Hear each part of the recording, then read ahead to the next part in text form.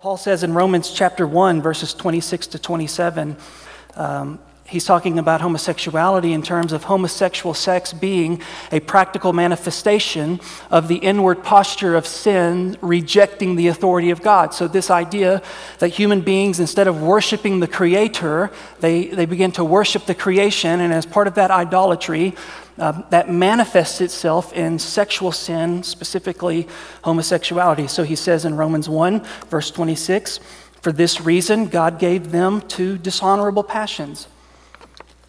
Their women exchanged natural relations for those that are contrary to nature, and the men likewise gave up natural relations with women and were consumed with passion for one another, men committing shameless acts with men and receiving in themselves the due penalty for their error."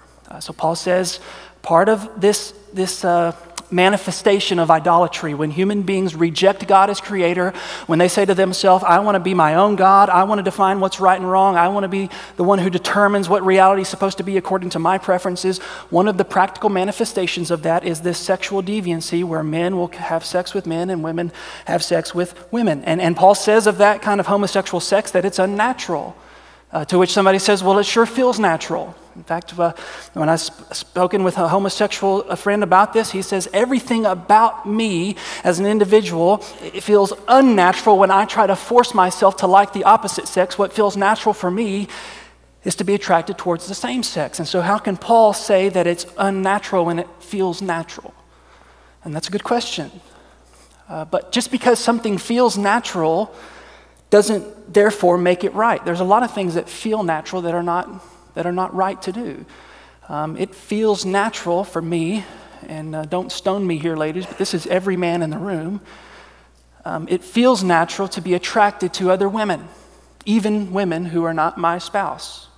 But if I were to come up to Audra and say, you know, Audra, I know I married up. I know you're so much better than what I deserve, but after much consideration, I've determined that it just feels natural for me to be attracted to other women, and so I've determined I need to have multiple sexual partners.